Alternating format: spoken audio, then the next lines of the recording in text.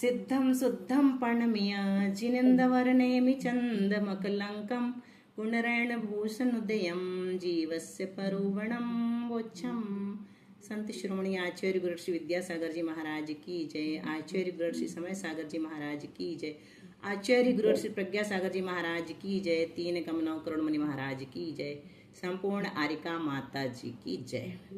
चलिए, तो उद्या भावी 6 सर्वघाती प्रकृतियों का अनंत गुणाहीन होकर देशघाती में परिवर्तित होकर, तो जैसा कि उदाहरण अपन यहाँ घटाएं वही वाला पंडित जी वाला, तो यह है कि सर्वघाती प्रकृतियों ने देशघाती प्रकृतियों का बाना पहन लिया और उदय में आ गई। उसी को उदयाभावी 6 कहते हैं ना।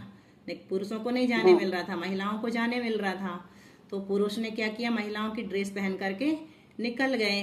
तो इसी प्रकार सर्वघाती प्रकृतियों का अनुभाग कैसा हो गया, अनंत गुणाहीन हुआ और वो देशघाती में परिवर्तित हो गए। सर्वघाती नहीं रहे, अब किस रूप हो गए, देशघाती रूप हो गए और उदय में आ गए, यानी मंच में पहुंच गए जहां भी पहुंचना हो, है ना। तो इसको ऐसा समझे दीदी अपन कि जैसे पुरुषों को नहीं जाने दे रहे थे तो सर्वघाती को उदय में नहीं आने दे रहे थे, तो सर्वघाती ने देशघाती रूप आ गए, जैसे स्त्रियों का वेश पहनकर वो आ गए, है ना दीदी। वही बताया है, वही बताया है।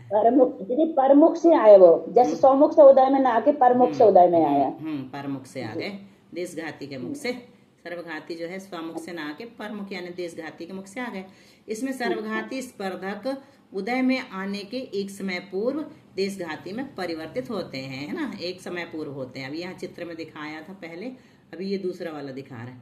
ये जो है अनुभाग का अनंत गुणाहीन होना, ये जो है ये यहाँ से यहाँ जा रहा है अनुभाग, है ना, अनंत गुणाहीन हो रहा है। ये यहाँ से यहाँ जा रहा है, यहाँ से यहाँ जा रहा है, यहाँ से यहाँ जा रहा है। तो अर्थात सर्वघाती का देशघाती रूप होकर के उदय में आना। ये देश सर्वघाती था ये वाला, ये देशघाती रूप होकर के उदय में आएगा।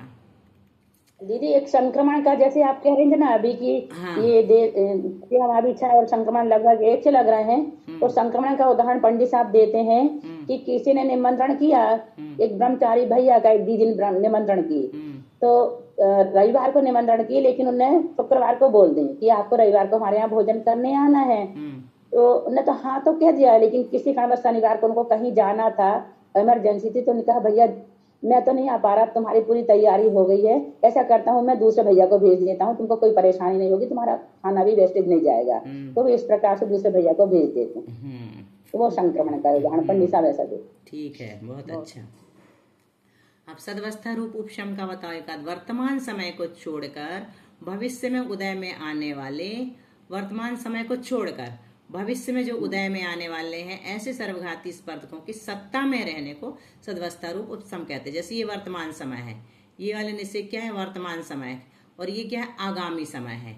तो भविष्य में जो उदय में आने वाले हैं, ये अभी नहीं आ रहे, वर्तमान में नहीं आ रहे ये वाले उदय, ये डार्क लाइन है ना, इससे ऊपर वाले आगामी काल के हैं, तो ये अभी उदय में नहीं आ रहे वर्तमान में, लेकिन भविष्य में आएंगे। अभी कहाँ है, सदवस्था रूप स्थित है, यहीं पर दबे हुए हैं, उसको सदवस्था रूप उपशम कहते हैं। अब कहते हैं कि छायोपशमिक सम्यक तो कैसे, मिथ्यात्व, सम्यक मिथ्यात्व, अनंतानुबंधी 4 का उदयाभावी 6, उन्हीं का सदवस्था रूप उपशम और सम्यक्त प्रकृति का उदय, ये कहलाता है छायोपशमिक सम्यक्त्व। इसमें क्या होता है, तत्वार्थ श्रद्धान होता है और चलमलादि दोष होते हैं। मतलब अतत्वार्थ श्रद्धान ना नहीं था पहले मिथ्यात्व में, अब वो ना होकर के क्या किस रूप परिणत हो गया, तत्वार्थ श्रद्धान रूप परिणमित हो गया। और लेकिन उसमें चलमलादि दोष लगते हैं। जैसे सोना है, सोना तो शुद्ध है लेकिन उसमें थोड़ा सा मैल है ना, सोना तो शुद्ध है अपनी जगह में, परंतु फिर भी उसमें उसके अंदर मैल है, अभी सोलावानी नहीं है शुद्ध होते हुए। अभी इसमें बताएंगे। अब यहाँ पर छायोपशमिक सम्यक तो कैसे, तो बता रहे हैं, ये पहला समय है। पहला समय में क्या है कि पहले समय में मिथ्यात्व का उदय नहीं है छायोपशमिक सम्यक में, है ना। ये दिख रहा है, ये क्रॉस मतलब उदय अनुदय, और 0 मतलब उदय, सत्ता में रहना, है ना। और पहले समय में सम्यक मिथ्यात्व का उदय भी नहीं है और मिथ्यात्व का भी नहीं है, और सम्यक्त्व का है ना, ये 0 है ना, मतलब उदय है। तो ये छायोपशमिक सम्यक्त्व है। उस समय क्या होता है कि ये दूसरे समय का जो है निषेक, ये सम्यक्त रूप परिणमित हो रहा है, और इसका पहले समय का मतलब ये वाला दूसरा कहलाएगा, इसका दूसरा कहलाएगा। ये इसका दूसरा ये है और इसका दूसरा ये है। इन दोनों के निश्चय किस में कन्वर्ट हो रहे हैं? सम्यक्त रूप कन्वर्ट होकर के जा रहे हैं। और अनंतानुबंधी क्या है? इसका अन्य कषायों में संक्रमण हो रहा है ना। अन्य कषाय रूप परिणमित हो रही है, परिवर्तित हो रही है। पहले समय में तो ये हुआ है ना, पहले समय में जो सत्ता में था वो इस रूप हो गया, इस रूप होकर के उदय में आएगा। किस रूप? सम्यक्त रूप होकर के। इसका भी जो सत्ता में था वो पहले समय में दूसरे समय का जो है इस रूप हो जाएगा। पहले समय में तो अनुदय बताया, इसका भी और इसका भी। दूसरे समय का जो है वो इसके दूसरे समय में उदय में कन्वर्ट हो गया है ना। दूसरे समय में जो उदय आने वाला है, पहले समय में तो इसका उदय है, इसमें नहीं होगा, हो चुका। दूसरे समय का ये जो है इसमें कन्वर्ट हो गया और अनंतानुबंधी अन्य कषायों में संक्रमित हो गई। अब क्षाय श्रमिक सम्यक्त इसी का एक और दूसरे समय का बता दिया। दूसरे समय में यहाँ पर फिर दूसरे समय में इसका फिर से अनुदय बता दिया है ना। दूसरे समय में मिथ्यात्व का अनुदय है, सम्यक मिथ्यात्व का अनुदय है, सम्यक्त्व का दूसरे समय में भी उदय है।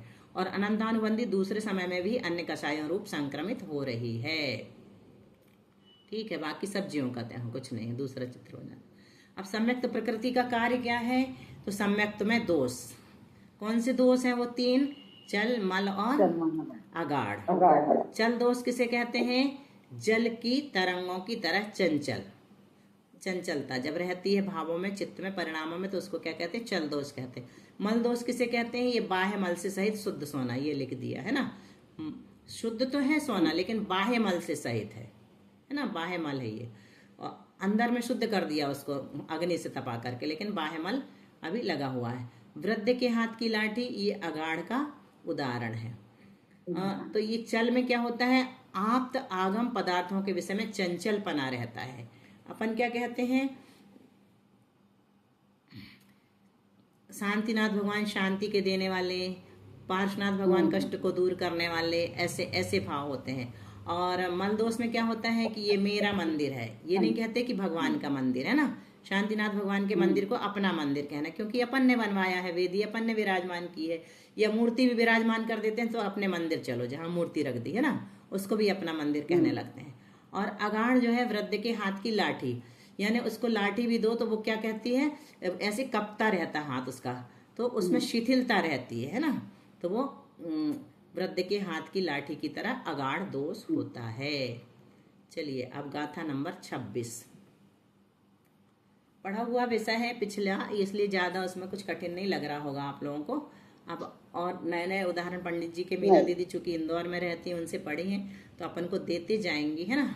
हमने तो 40 साल पहले पढ़े हैं तो उनका ज्यादा याद नहीं है, दूसरे लोगों के याद है। लेकिन अभी अपन विषय की ओर चलते हैं। सत्तंढम उवसम दो उवसम सम्मोखया दुखयोय विदिय कसायुदिया दो असंजदो हो दिसमोया। विजया जी फिर मीना गालो आप। सत्तन्नम उवसमदो उवसम सम्मोखया दुखयोय विधियक सायुधयादो असंजदो दिसमोय। प्रणाम, वंदना दीदी, मीना दीदी वंदना। दर्शन मोहिनी की 3 अर्थात कौन कौन सी प्रकृतियां हैं? वो मिथ्यात्व, मिश्र और सम्यक्त्व प्रकृति है ना। मिथ्यात्व, सम्यक मिथ्यात्व और सम्यक्त्व प्रकृति, ये 3 प्रकृति हैं। और अनंतानुबंधी 4 कषाय। अनंतानुबंधी 4 कौन सी? अनंतानुबंधी क्रोध, मान, माया, लोभ। इन 7 प्रकृतियों के उपशम से कौन सा सम्यक दर्शन होता है? औपशमिक सम्यक दर्शन होता है। सत्तंढम उपसमदो, 7 प्रकृतियों के उपशम से उपशम सम्मो औपशमिक सम्यक होता है। खया दुखयोया और सर्वथा क्षय से क्षायिक सम्यक दर्शन होता है। खया यानी क्षय से, खयो यानी क्षायिक सम्यक दर्शन होता है। विधि कसायो दिया दो असंजदो होदि सम्मोया। इस चतुर्थ गुण स्थान वर्ती सम्यक दर्शन के साथ संयम बिल्कुल नहीं होता। असंजदो होदि, संयम बिल्कुल नहीं होता। क्यों नहीं होता? क्योंकि यहाँ पर दूसरी विधि यानी दूसरी कषाय यानी अप्रत्याख्यानावरण कषाय का उदयादो यानी उदय रहा करता है। इसी से इस गुणस्थान वर्ती जीव को सम्मो या असंयत सम्यक दृष्टि कहते हैं। सम्यक तो होता है लेकिन संयम नहीं होता। औपशमिक सम्यक्त्व तो दर्शन मोहिनी की 1, 2 या 3 प्रकृतियों का प्रशस्त उपशम करने पर और अनंतानुबंधी की 4 प्रकृतियों का अप्रशस्त उपशम होने पर होने वाले जीव के सम्यक्त परिणाम को औपशमिक सम्यक्त कहते हैं। किसे कहते हैं? दर्शन मोहिनी की 1, 2 या 3 प्रकृतियों का प्रशस्त उपशम करेंगे तब। तो हमने देखा, अभी इसमें आएगा आगे कि 2 प्रकार के जीव होते हैं। चलो उसी को ले लेते हैं डायरेक्ट। कौन कितनी प्रकृतियों का उपशम करेगा? अनादि मिथ्या दृष्टि और सादी मिथ्या दृष्टि, 2 प्रकार के मिथ्या दृष्टि होते हैं ना। तो जो अनादि मिथ्या दृष्टि होता है उसके 3 टुकड़े नहीं होते हैं, इतना तो पता है ना अपन को, जी है ना। और सादी मिथ्या दृष्टि के 3 टुकड़े हो चुके हैं। कौन कौन से 3 टुकड़े हुए? मिथ्यात्व के मिथ्यात्व, सम्यक मिथ्यात्व और सम्यक प्रकृति। तो जो अनादि मिथ्या दृष्टि है उसके हमेशा 5 का ही उदय आएगा, 5 का ही उपशम होगा, उदय नहीं आएगा। अनादि मिथ्या दृष्टि जीव कभी भी करेगा तो 5 का ही उपशम करेगा। क्यों करेगा? क्योंकि उसके पास 2 टुकड़े और हैं ही नहीं है। अनंतानुबंधी की 4 और मिथ्यात्व 1। हाँ, एक ही है, उसके टुकड़े नहीं हुए हैं, इसलिए वो जब भी करेगा तो 5 का ही उपशम करेगा। सादी मिथ्या दृष्टि जीव कितने कितने का कर सकता है? 5 का भी कर सकता है, 6 का भी कर सकता है और 7 का भी कर सकता है। अब आप पूछ सकते हो कि जब उसने 3 टुकड़े कर दिए हैं तो 5 का क्यों हो रहा है, 7 का क्यों नहीं हो रहा है? 4 अनंतानुबंधी और 3 ये जो टुकड़े हो गए हैं। तो इसका उत्तर स्वयं नीचे दे रहे हैं। दर्शन मोहिनी की 1, 2 या 3 प्रकृतियों का उपशम कैसे? सुन लो अच्छे से, इसको ध्यान से सुनना है ना। जिस सादी मिथ्या दृष्टि जीव ने अभी सम्यक्त और मिश्र प्रकृति को उद्वेलना करके नष्ट नहीं किया है। क्या होता है उद्वेलना? किसे कहते हैं? संक्रमण का एक भेद है, उद्वेलना संक्रमण, है ना। तो उद्वेलना एक प्रकार का भागहार है। तो जब मिथ्यात्व को सम्यक मिथ्यात्व और सम्यक्त प्रकृति रूप कन्वर्ट करता वो, है ना। सम्यक्त और सम्यक मिथ्यात्व रूप कन्वर्ट करता है। किसको? सम्यक दर्शन छोड़ करके जैसे जीव मिथ्यात्व में आ जाता है तो उसकी उद्वेलना शुरू हो जाती है। किसकी उद्वेलना करता वो? सम्यक्त प्रकृति की, सम्यक मिथ्यात्व प्रकृति की और मिथ्यात्व की, तीनों की करता है ना। तो सबसे पहले किसकी उद्वेलना पूरी होगी? सम्यक्त की उद्वेलना पूरी होगी। तो सम्यक्त की उद्वेलना करने का मतलब क्या होता है कि जो सम्यक्त प्रकृति का द्रव्य है, जितने भी द्रव्य मतलब जितने भी परमाणु हैं, तो एक भागहार का उसमें भाग देते हैं। भागहार जैसे जिसका भाग दिया जाता है उसको कहते हैं भागहार, है ना। जिसका भाग दिया जाता है उसको क्या कहते हैं? भागहार कहते हैं। तो उस भागहार का भाग, जैसे 100 है, 100 में हम 10 का भाग दे रहे हैं तो 10 क्या कहलाएगा? भागहार कहलाएगा। और 100 क्या कहलाएगा? उसका पूरा द्रव्य कहलाएगा, है ना, सम्यक्त प्रकृति का।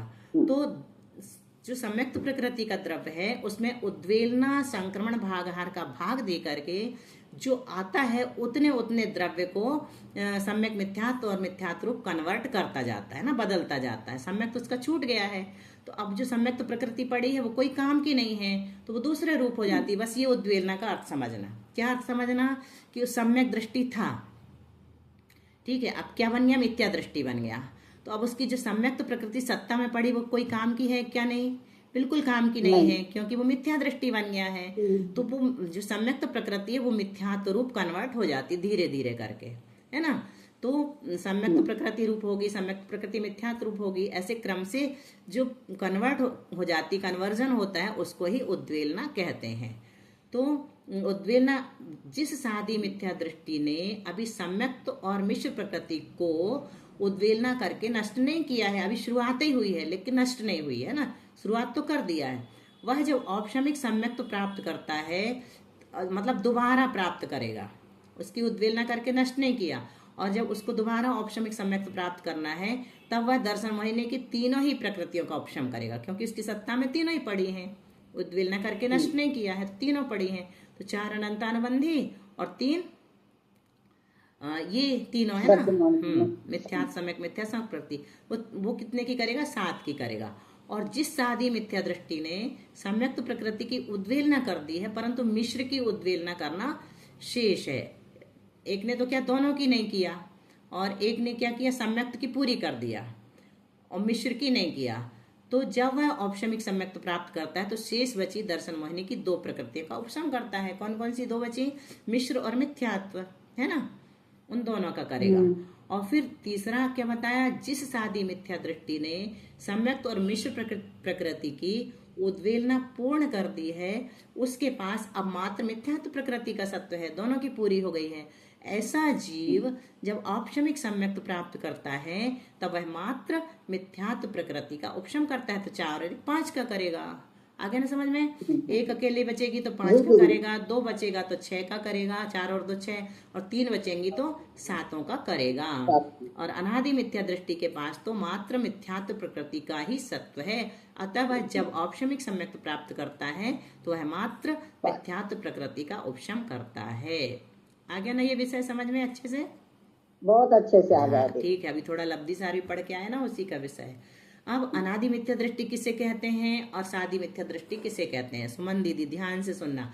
जिसने अभी तक सम्यक तो प्राप्त नहीं किया है अथवा जिसके पास सिर्फ मिथ्यात्व की सत्ता है, अनादिकाल से अभी तक उसने सम्यक तो प्राप्त किया ही नहीं किसी जीव ने। देखो कैसा होगा, अपन उनके बारे में सोचते हैं और अपने बारे में भी नहीं पता है ना, अपन ऐसा नहीं मानते कि अपन ने नहीं किया, लेकिन केवल ज्ञानी जानते हैं बस।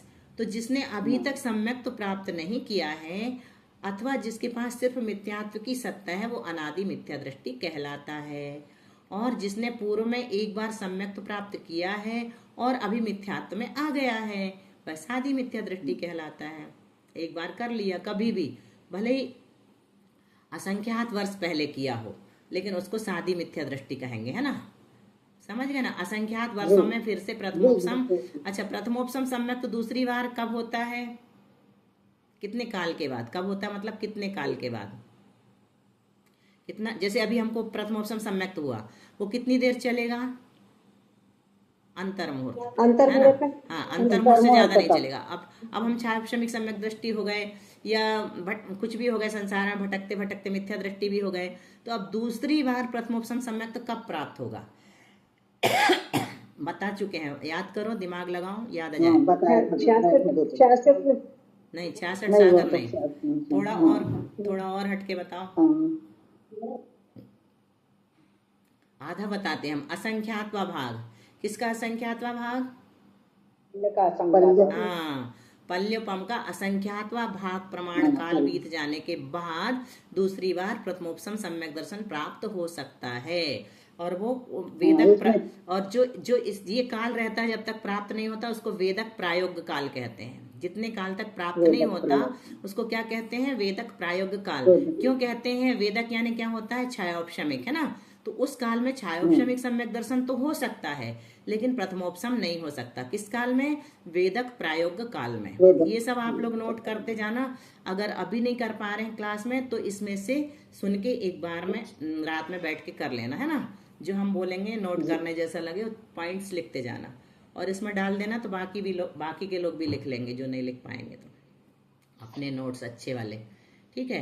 तो पल्योपम मतलब पल्योपम के असंख्यात विभाग में कितने वर्ष? दीदी को बोल देना, दीदी वो डाला करेंगे। हाँ, उससे बोल दीदी डाले करेंगे। आपकी राइटिंग बहुत सुंदर है, लेकिन मुझे लिखना आता नहीं ना मोबाइल से। अच्छा ठीक है।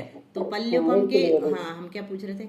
पल्योपम के असंख्यात विभाग में कितने वर्ष होते हैं, ये पूछ रहे थे। पल्योपम के असंख्यात विभाग प्रमाण काल में कितने वर्ष होते हैं? और संख्यात होते होंगे ना। हाँ बिल्कुल ठीक, असंख्यात ही होते हैं। देखो पल्य में कितना, पल्य कितना है? प्रमाण पल्य का असंख्यात वर्ष है, उसमें असंख्यात का भाग असंख्यात बार भी देंगे ना तो असंख्यात ही आएगा, ऐसे समझना। अनंत में अनंत का भाग अनंत बार भी देंगे ना तो अनंत ही आता है। असंख्यात में असंख्यात का भाग असंख्यात बार भी देते हैं तो असंख्यात ही आता है। और संख्यात में संख्यात का भाग संख्यात बार देंगे तो भी संख्यात ही आएगा, है ना। ऐसा समझना, इसको हमेशा याद रखना। गणित अभी अपना आएगा थोड़ा सा जीवकांड में भी। अब उपशम किसे कहते हैं? कर्मों का अपने परिणामों के निमित्त से आगे पीछे करके अंतर करने को उपशम कहते हैं। जी अपन ने पढ़ा था, इसका उदाहरण भी दिया था। 1-2 जैसे पानी का देते हैं, पानी में काई लगी है तो नहाने के लिए कोई नदी में घुसता है तो दोनों हाथ से पानी को ऐसे कर देता है, मतलब इधर की गंदगी इधर चली जाती, इधर की गंदगी इस साइड चली जाती, तो वो अंतर, उसी को अंतर कहते हैं ना। गंदगी को साफ कर देना और फिर बाद में डुबकी लगा लो। तो कर्मों का अपने, और 2-3 उदाहरण पहले दे चुके हैं लब्धि सार में, कर्मों का अपने परिणामों के निमित्त से आगे पीछे करके कुछ परिणाम ऊपर और कुछ परिणाम नीचे और बीच में अंतर करने को उपशम कहते हैं। उससे कर्म निषेकों में जो खाली स्थान बनेगा, तब उस अंतर स्थान को प्राप्त करने पर उस कर्म प्रकृति का उदय नहीं रहेगा। क्या कह रहे हैं? कर्म निषेकों में जो खाली स्थान बनेगा, कहाँ बनता खाली स्थान? जैसे ये निषेक रचना की त्रिकोण अभी देख के आए ना ऊपर, तो ऊपर जो करेंगे उसको क्या कहते हैं? उपरितन स्थिति, और नीचे जो करते उसको क्या कहते हैं? प्रथम स्थिति, है ना।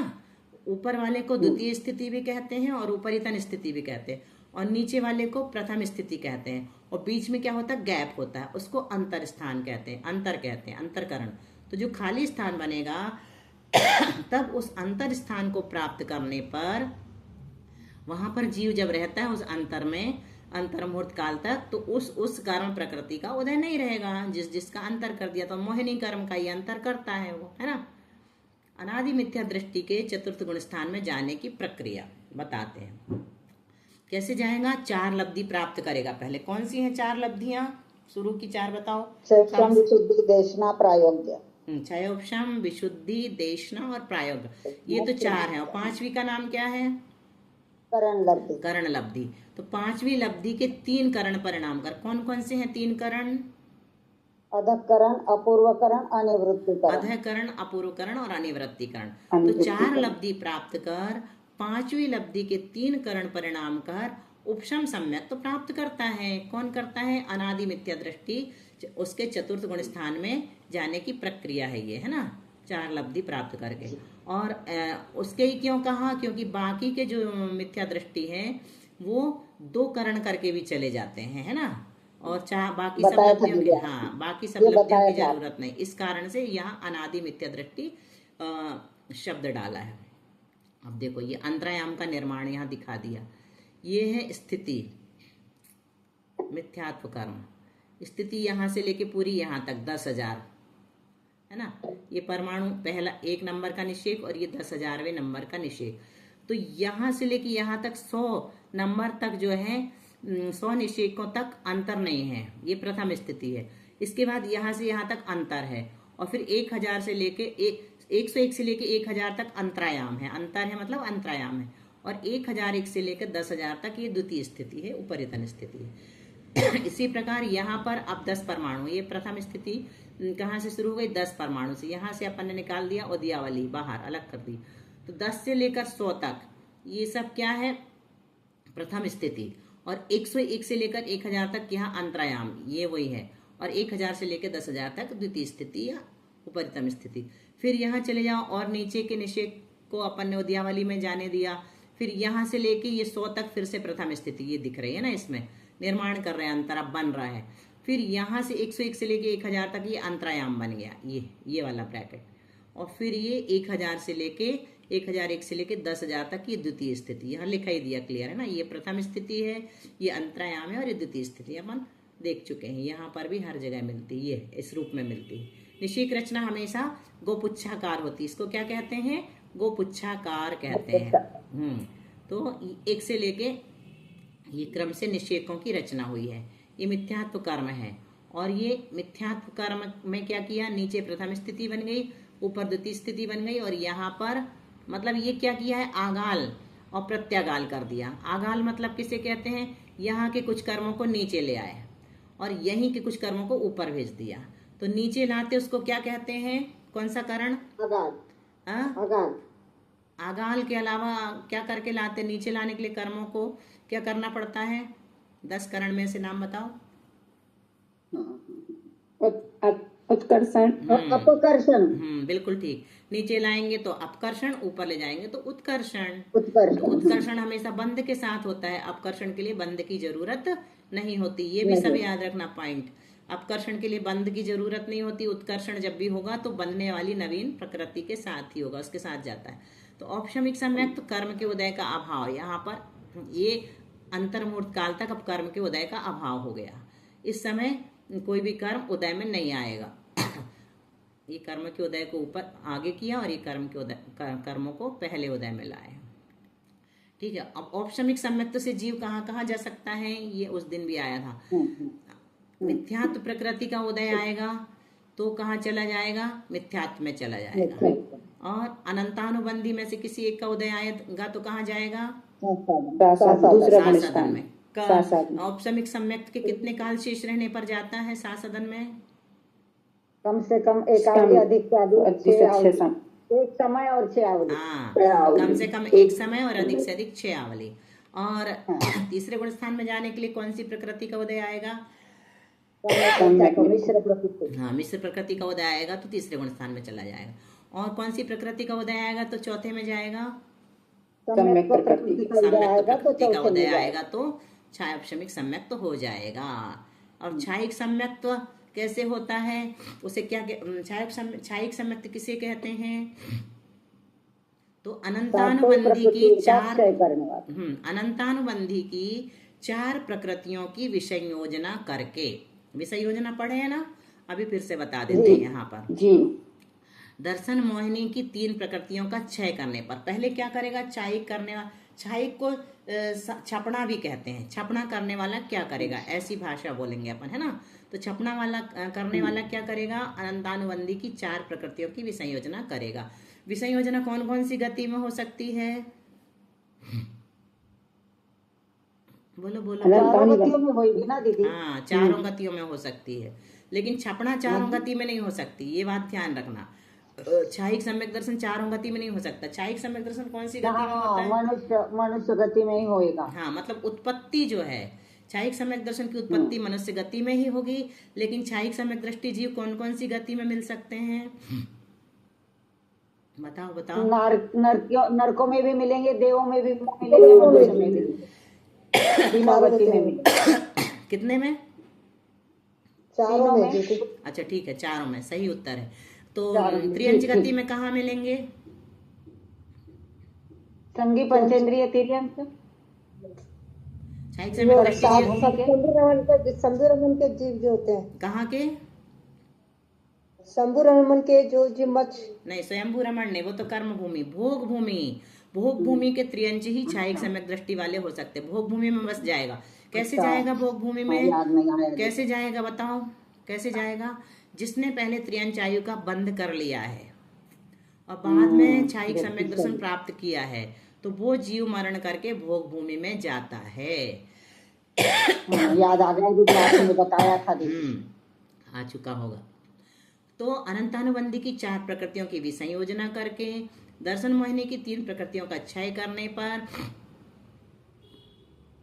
देखो विषय योजना भी एक प्रकार का क्षय है। तो ये कैसे होता है, अनंतानुबंधी जो है वो 3 कषाय रूप परिणमित हो जाती है, 3 कषाय रूप बदल जाती है, तो उसको विषय योजना कहते हैं। इसको विषय योजना क्यों कहा, क्षय क्यों नहीं कहा, क्योंकि क्षय हो जाता है तो दोबारा उदय में नहीं आता, लेकिन विसंयोजना होने पर फिर से संयोजना हो जाती है और फिर से अनंतानुबंधी का उदय आ सकता है, इसलिए इसको विसंयोजना कहते हैं। ये एक प्रकार का क्षय है। दर्शन मोहिनी की 3 प्रकृतियों का क्षय करने पर होने वाले जीव के सम्यक्त परिणाम को छायिक सम्यक्त कहते हैं, ये लिखा है। विसंयोजना अनंतानुबंधी के सत्व द्रव्य का पूरा क्या कह रहे हैं, अनंतानुबंधी के सत्व द्रव्य का पूरा अन्य 12 कषायों में और हास्य आदि 9 कषायों में बदल जाना विसंयोजना कहलाता है। पूरा समझ में आ गया इससे। अनंतानुबंधी का द्रव्य जो कि सत्ता में है वो पूरा का पूरा 12 कषाय में और 9 कषाय में बदल जाता है, उसको विसंयोजना कहते हैं। विसंयोजना में कितने करण होते हैं, 3 करण परिणामों से ही होती है विसंयोजना भी, है ना, बिना करण के नहीं होती। और छायोपशमिक या औपशमिक सम्यक्त में ही रहकर अनंतानुबंधी की विसंयोजना की जाती है। कौन करेगा, छायोपशमिक सम्यक दृष्टि करेगा या औपशमिक सम्यक दृष्टि करेगा। विसंयोजना मिथ्या दृष्टि नहीं करता है ना, सम्यक दृष्टि ही करता है। विसंयोजना चारों गतियों में की जा सकती है। यदि यह जीव पुनः मिथ्यात्व में आ जाता है तो वह अनंतानुबंधी पुनः संयोजित यानी संगठित हो जाती है, इसीलिए इसके क्षय को विसंयोजना नाम दिया है, क्षय नहीं कहा, है ना। आ गया ना ये भी समझ में? नहीं आया? जी आ गया, आ गया, ठीक है। अब सम्यक्त्व के काल बताते हैं। औपसमिक सम्यक्त्व का जघन्य काल कितना है? अंतर मुहूर्त। और उत्कृष्ट काल भी अंतर मुहूर्त। छायापसमिक सम्यक्त्व का जघन्य काल कितना है? अंतर मुहूर्त। और उत्कृष्ट काल कितना है? 66 सागर।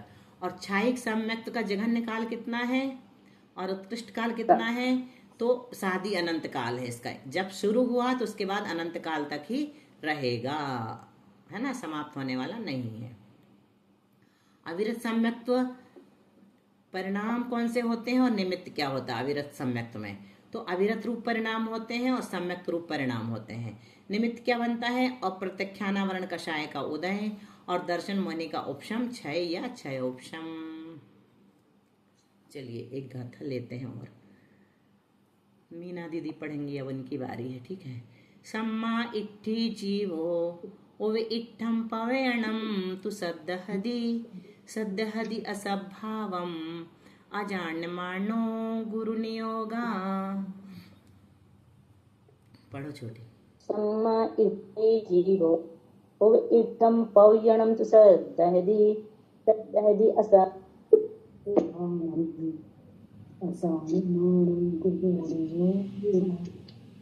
क्या होगा? आवाज कुछ हो गई क्या? कहीं चली गई। जो जीव अरहंतादिकों द्वारा उपदेशित प्रवचन, उवे इट्ठम यानी उपदेशित, पवीणम यानी प्रवचन, अर्थात आप्त आगम पदार्थ, देव गुरु और पदार्थ, देव शास्त्र और पदार्थ, ये तीन उन्हें श्रद्धता है, उनमें रुचि सद्दहदि यानी श्रद्धता है, श्रद्धान करता है, उनमें रुचि रखता है, उन आप्तादिकों में असद्भावम, असद्भावम यानी असद्भावम, अर्थात असद्भाव का अर्थ क्या है यहाँ पर? अतत्व रूप श्रद्धान अथवा अन्यथा रूप श्रद्धान, उसको भी क्या करता है? अजान मानो यानी अपने विशेष ज्ञान के अभाव से, गुरु नियोगा केवल गुरु के ही नियोग से, गुरु ही के नियोग से, जो इन गुरु ने कहा सो ही अरहंत की आज्ञा है, इस प्रकार प्रतीति से श्रद्धान करता है तो वह भी सम्यक दृष्टि ही है। भले ही वो गलत है, असद्भाव रूप है, अन्यथा रूप है, लेकिन वो क्यों श्रद्धान कर रहा है? कि उसको लग रहा है कि गुरु ने कहा है तो यही सही है, इस प्रकार प्रतीति से श्रद्धान करता है, वह भी सम्यक दृष्टि ही है, क्योंकि अरहंत की आज्ञा का उल्लंघन नहीं करता है। और इसी बात को आगे बताते हैं। किरण दीदी आप पढ़िए। सुत्तादोतम सम्मम दर्शिज्जत्तम जदा न सद्दहदि सोचेव वै मिच्छा इट्ठी जीवो तदोपहुदी। किरण दीदी कहाँ गई?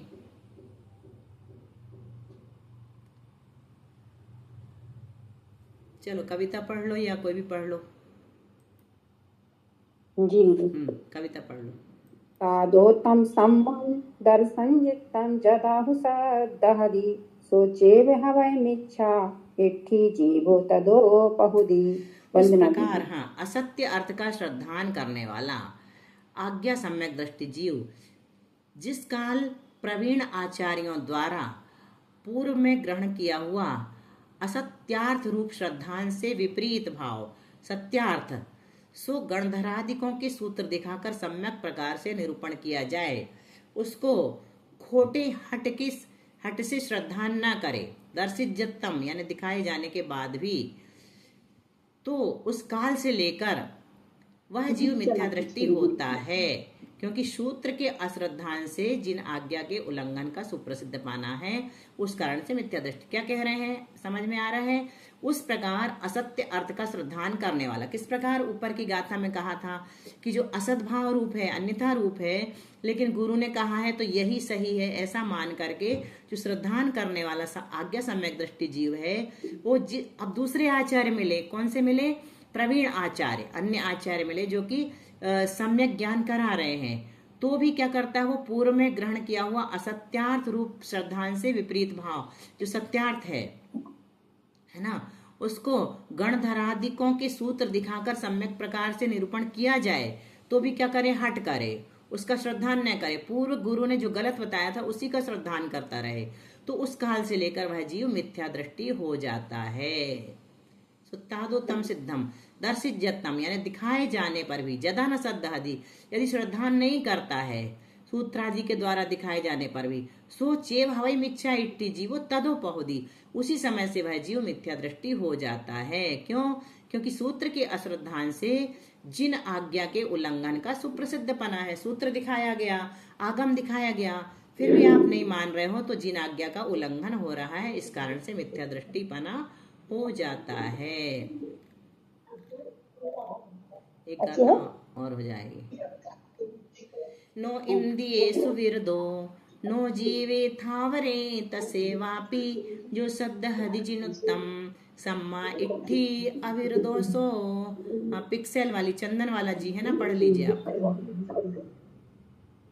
जी जी दीदी। हाँ पढ़ो। नो जीवे तावरे तसेवापि जो सद्दहदि जिनुत्तम सम्मा इट्ठी अविरदोसो। क्या कह रहे हैं? वंदना दीदी। जो इंद्रियों के विषयों से तथा स्थावर जीवों की हिंसा से विरत नहीं है, तसे थावरे तसे वापी।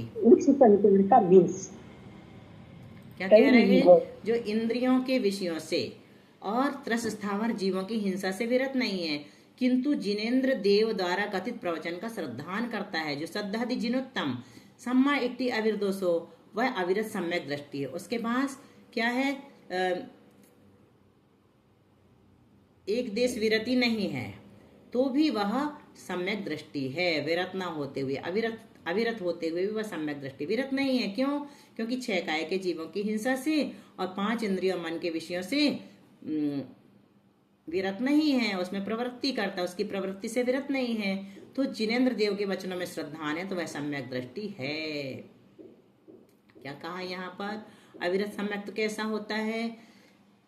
6 काय के जीवों की रक्षा भी नहीं कर रहा है ना, उसकी हिंसा से विरत भी नहीं है और 5 इंद्रियों मन को वश में भी नहीं कर रहा है, लेकिन जिनेन्द्र देव के वचनों में पूरा श्रद्धान है तो वह सम्यक दृष्टि है, अविरत सम्यक दृष्टि है। अविरत सम्यक दृष्टि मोक्ष मार्गी है कि नहीं? बोलो, कोई बोलेगा? हाँ, रहेगा दीदी। और कोई बोलो। आचार्य अकलंक देव ने पहले सूत्र की 3री वार्तिक में कहा है कि जो देश विरत जीव है वो जघन्य मोक्ष मार्गी है, और जो यथाज्ञात संयम वाले हैं वो उत्कृष्ट मोक्ष मार्गी हैं, और जो बीच के जीव हैं वो मध्यम मोक्ष मार्गी हैं। सम्यक दृष्टि को उसमें नहीं लिया, देश विरत से लिया। चलिए गाथा नंबर 30 से अब कल करेंगे। 29 तक अपनी हो गई हैं।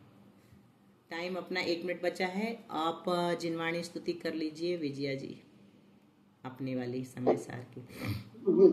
जिनवयं नमो सहमीनं विषयसुविरेणं अमितभूतं जरमरणवाहिहरणं क्षयकरणं सौदुःखाणं। प्रणाम वंदना दीदी, सभी को सादर प्रणाम, सादर जय। विषय सौख्य विरेचना है, पीते सुशीघ्र मिटती चिर वेदना है, भाई जरा मरण रोग निवारती है, संजीवनी सुख करी जिन भारती है। द्वादशांग जिनवाणी माता की जय, पंच परमेष्ठी भगवान की जय, 24 तीर्थंकर भगवान की जय, 3 कमनों करुण मुनि महाराज की जय, आचार्य गुरु श्री विद्यासागर जी महाराज की जय, आचार्य गुरु श्री समय सागर जी महाराज की जय।